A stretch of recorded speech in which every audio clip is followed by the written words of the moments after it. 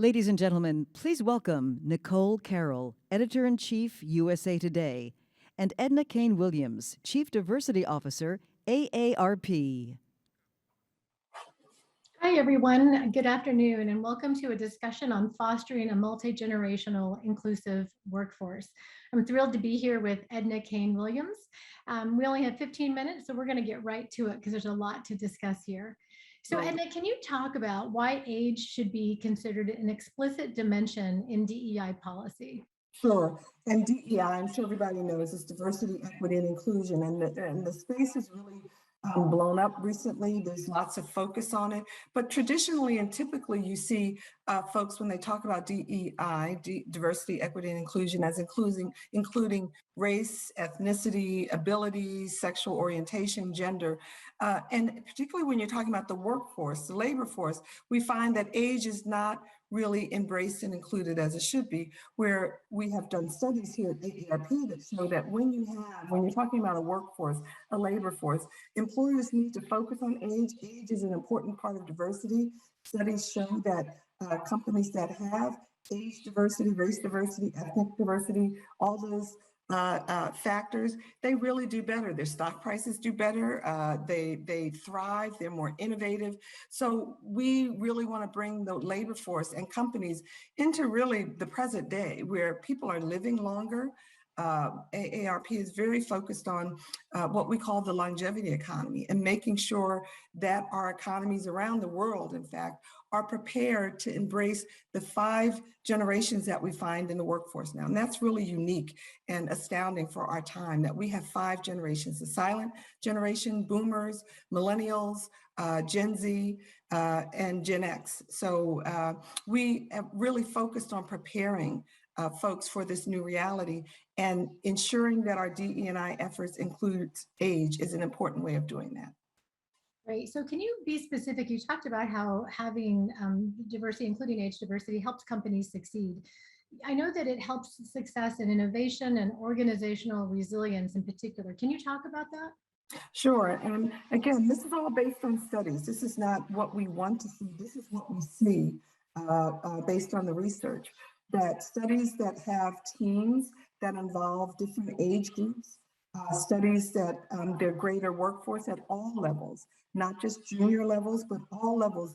Really, the key is age diversity across the board, those different experiences, those different approaches, different life views, create a mix and a melding that results in better results.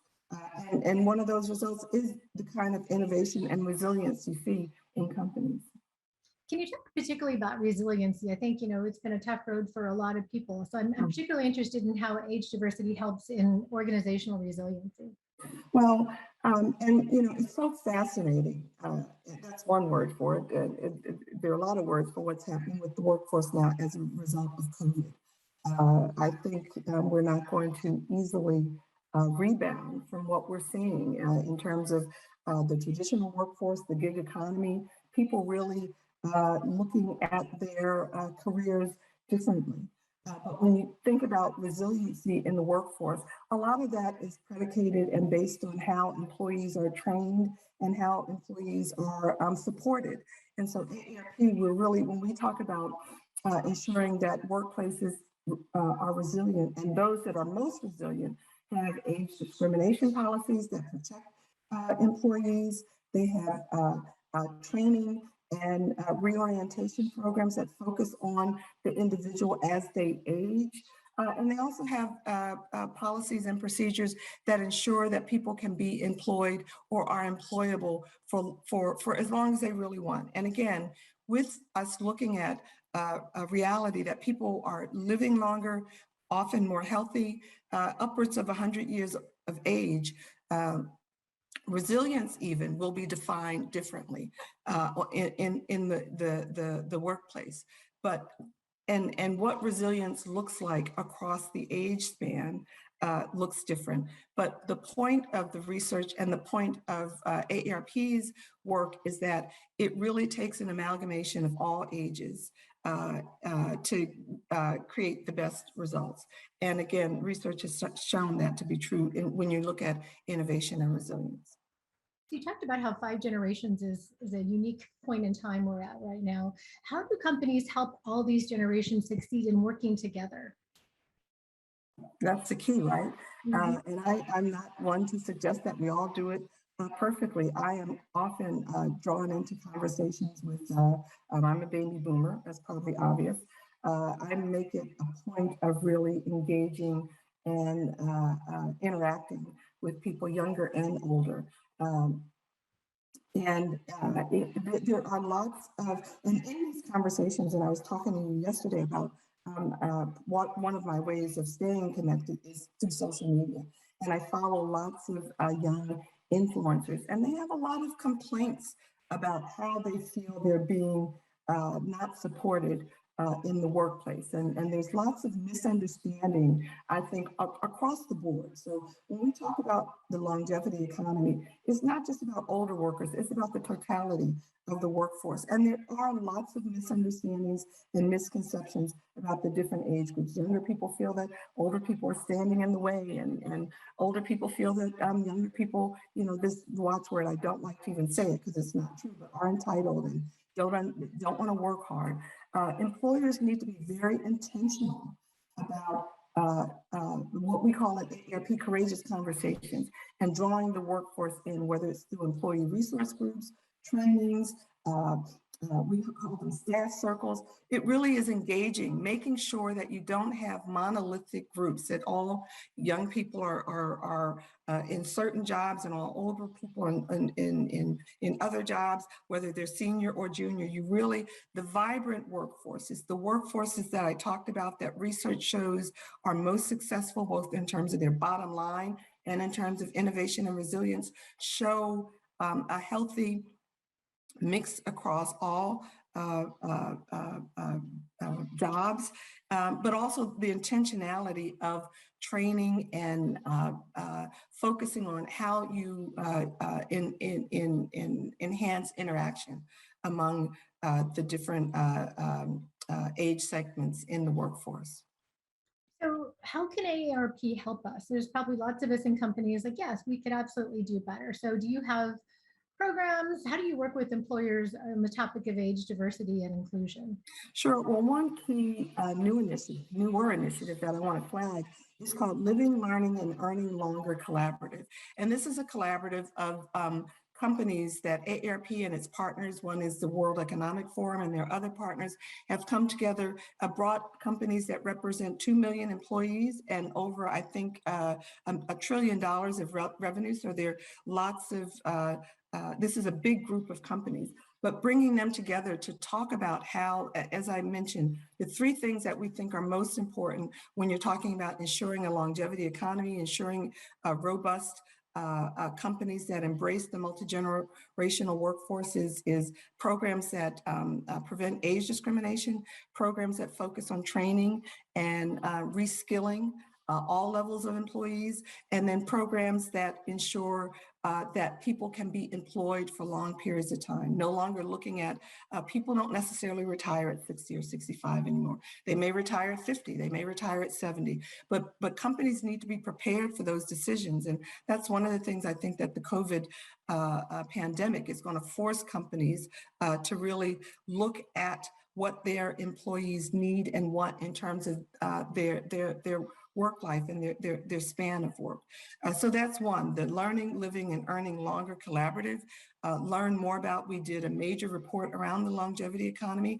Go to aarp.org to learn more about either one of those.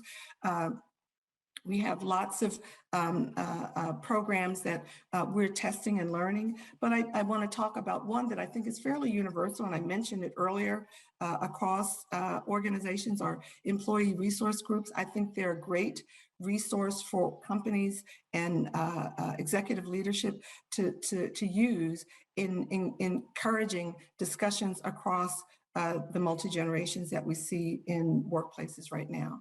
So we have been really focused on this area of the longevity economy and what it means for both the United States and globally. And again, I encourage people to learn more by checking out Living, Learning, and Earning Longer Collaborative.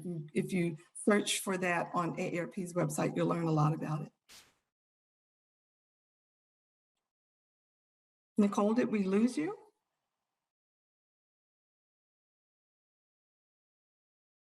Well, I don't see Nicole on the screen any longer. Oh, hello? Okay, so in summary, I mentioned it quickly, but we are looking at workforces now that have uh, 5 generations. That's what we mean by multi-generational workforces. And this is unique. I don't think there's ever been a time in our history when we've had as many ages represented in the workforce. And yet we, collectively as a labor force, both in the United States and globally, we're really not prepared. We haven't, companies really need to focus more on aging as a part of the DEI, the diversity, equity, and inclusion spectrum. They need to be, and I use this word, intentional, and show intentionality about focusing on aging. And again, I want to make the point that it's not a preference. It's not that you're focused unduly on older workers over younger workers. It's really recognizing that there's this span of workers that all need to work collectively together to ensure that companies are healthy, that the innovation and resilience that we need in the workforce endures. So I'll repeat just in summary, we encourage companies to ensure that they have age discrimination policies in place. Age discrimination is still really rampant. It's still really rampant. We haven't solved that problem. So it's still something that companies need to focus on and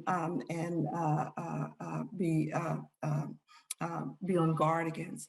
We encourage companies to investigate and look at training and reskilling programs, again, for all workers. Again, I think that's going to be one of the outcomes of the pandemic. Lots of people are making different decisions about how they want to work and what they want to be doing. And the labor force has to be ready for restaurant workers that decide to do different, as well as executive workers that decide to do different.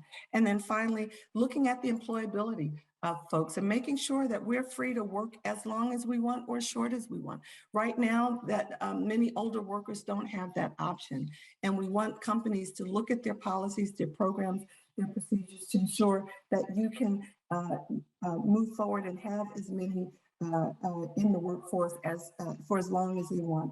And that's really what a successful multi-generational workforce looks like and means. And again, this is important, not just here in the United States, but globally. I think we're not there yet. It may take some time, but I think to underscore companies that embrace the longevity economy, that embrace older and younger workers, that embrace developing programs and policies that support workers across the work span, if you will. Research has shown, not just opinion, but research has shown that those companies do better, perform better, their stock prices are better, they're more innovative, and as I was Nicole and I were talking, more resilient, which means they last longer and have more opportunities for success. So I hope I've said a few things that encourage you to take a look at our work, and again, encourage you to look at our Living, Learning, and Earning Longer Collaborative. Thank you so much for joining us this afternoon. I'm sorry we lost Nicole.